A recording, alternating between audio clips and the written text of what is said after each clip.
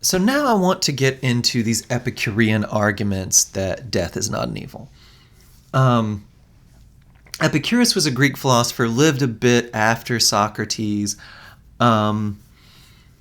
Lucretius, Roman philosopher, lived a good bit after both Epicurus and Socrates, but he picked up these Epicurean ideas, tried to further develop them, right?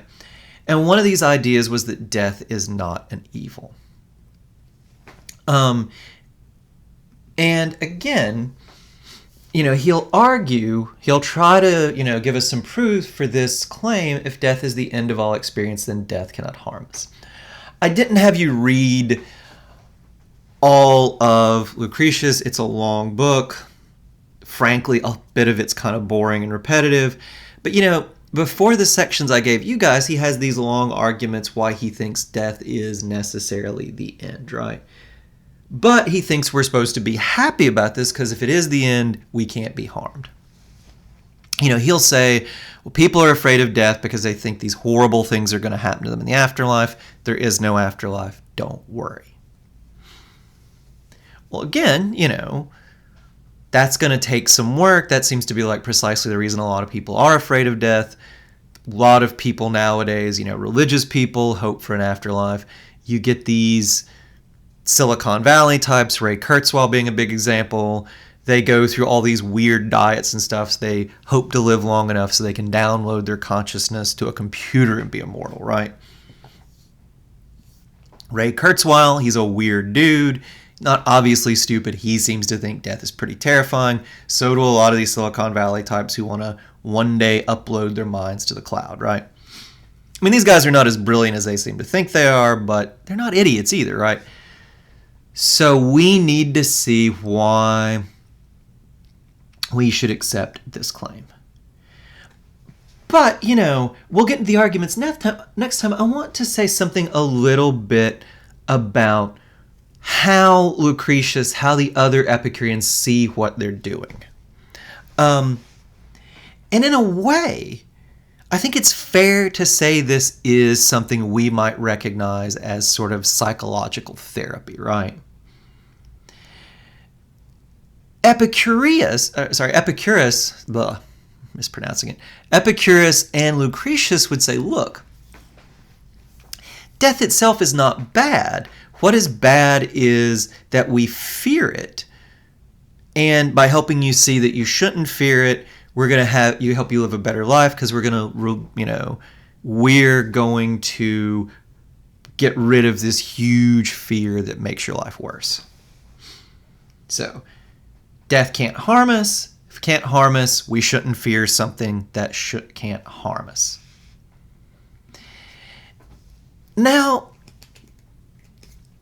when you get right down to it, the Epicureans will say that the fear of death is in a way silly. It's completely irrational, so they think. Now, then you need kind of a diagnosis. Well, if it's silly, then why are we all afraid of it? Or most of us, right? Well, they have a diagnosis. Epicureans like Lucretius say we fear death due to something that we might now call almost a neurosis, right? I think it's a sort of mistake, but, I think this deep-seated mistake we can't get past, even if we know it's irrational. Modern psychological language would say, that's a neurosis, right? And they say, well, we fear death because we can't shake the idea we'll experience death. We look at corpses, we look at people who are dead, we think of the terrible things that happen to them. They rot away, they're put in boxes, or they're burned, or whatever. And we have this weird idea that, well, these horrible things are going to happen to us. Wouldn't that be terrible? Put in a box, buried underground, right? Wouldn't that be terrible to be burned? Wouldn't that be terrible just to rot away, right? We cannot shake this idea that we will experience death and we think it's terrible. I'm not sure that this explains everything in the way they think it does, but I do think people have these fears, right? A lot of people, when they think of death, are horrified at the idea of being buried because they think and or almost seem to assume, even though they know better, on some level they'll experience it, right? Think about the weird stuff. People want to be buried in a pretty place or have their ashes scattered somewhere that means to them, right? Means something to them. And it almost seems, well, if you do that, aren't you kind of thinking that you're going to experience it? So they have this idea that we have this neurosis that we think the dead body will still be us and still experiencing stuff. That's what makes us afraid of death. Now, I'd add something else, right? If the fear of death is irrational, and I'm not going to say it is, but if it is irrational in the way that the Epicureans claim, we can probably do some more to explain this by thinking about evolution, right? By nature, human beings have plenty of irrational fears that we can't shake. And we have these fears because they're hardwired into us for survival. I'll give you guys an example. My example is this, right? It seems that human beings are by nature afraid of snakes and spiders. It's a pretty common fear. There's some people who like them, but most people are not super crazy about these things, right? And you might say, well, is this cultural? Is it just we've been taught to fear them? No, they've actually done studies with babies. I don't know how in the world they got anybody to bring their babies in for this, but they've done studies where they show basically babies pictures of spiders and snakes, and, by every sign, the baby is scared, right?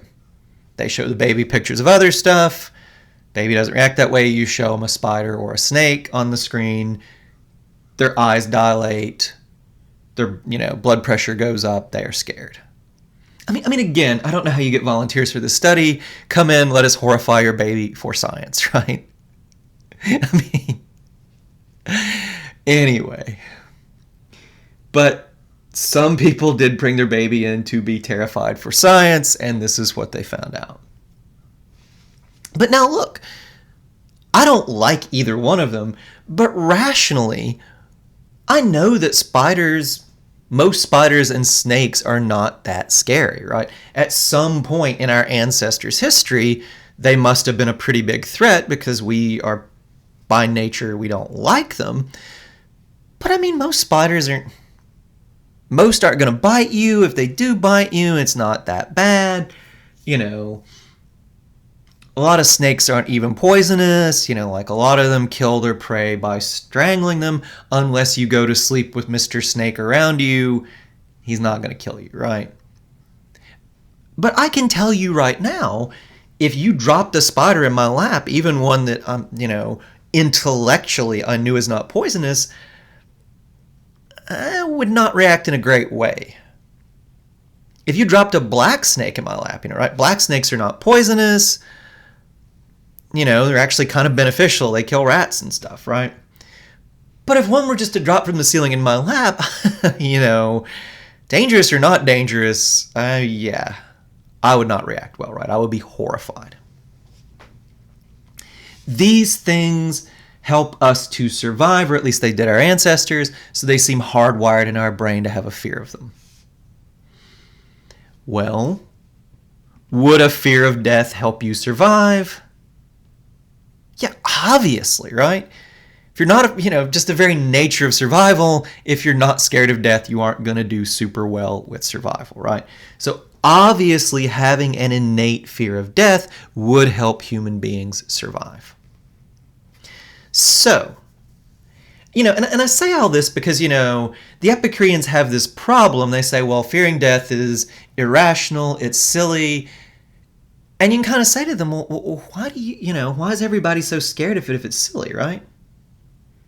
There are plenty of things that would be silly to be scared of, fluffy bunnies, I don't know.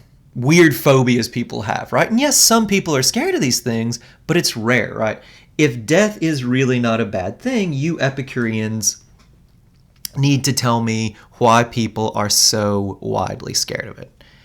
And I think they can tell this story about us making this mistake. Well, you think you're going to be dead and experiencing it, you're not. But I think we can also, go into what we know about, evolution, human nature, and say, well, obviously fearing death is going to be hardwired into us. It's good for survival, right? And I think, last thing I'll say, if you actually read Lucretius, I don't know that this comes across in the, pages I had you guys read, but if you read enough of it, for all that Lucretius is saying, oh, death is nothing to us, he himself seems horrified by death, right? There's this feeling reading Lucretius, like, dude, you don't seem convinced by your own argument, right? I have this feeling, if you've ever seen Seinfeld, George's dad, there's this episode where he keeps like chanting to himself, serenity now, and then he just loses his temper horribly, and it's hilarious. And I mean, Jerry Stiller was great in that, right? But I picture like Lucretius almost in the same way, like death is nothing to us, death is nothing to us, death is nothing to us, death is nothing to us, death is nothing to us. He still seems pretty scared by death, right? But I think Lucretius could say, yes, I know it's irrational, or I think I have an argument that shows it's irrational, but we can see why even if it's irrational, it's hard to shake. And this is why, people like Lucretius are going to say it's a form of therapy, right? Think about a phobia, right? Think about people who are so terrified of spiders they can't function, right? I don't like them. I'm not that terrified of them. Having said that, if we had bigger arachnids like scorpions, I don't think I could deal with that, right? I've had friends from Arizona who talk about scorpions. If I saw a scorpion just climb up the wall, I think I'd have to burn the house down, right? But anyway, not so afraid of spiders I can't function, right?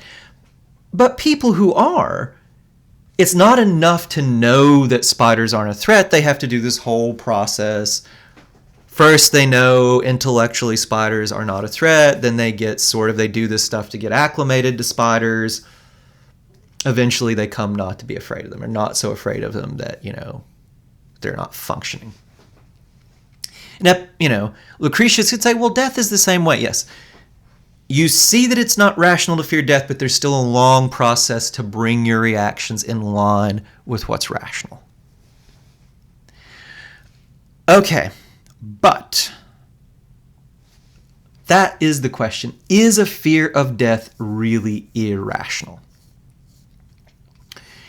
If it is irrational, I think the Epicureans, Lucretius, have a good story about why, even if it is irrational, it's so hard to get past the fear. But the question is still, are they right that it is irrational? That depends on this key premise. If death is the end of all experience, it cannot harm us. Well, do we accept that? Well, to really get into that, which we will in the next lecture, I think we have to ask another question, right? Fun with philosophy, one question leads to another, right? But sometimes that's a good thing, right? And I think this leads to the question, what is it to benefit or harm someone? Which leads to another question, which is, what is it that makes someone's life go well or badly? These are the issues we will get into in the next few lectures.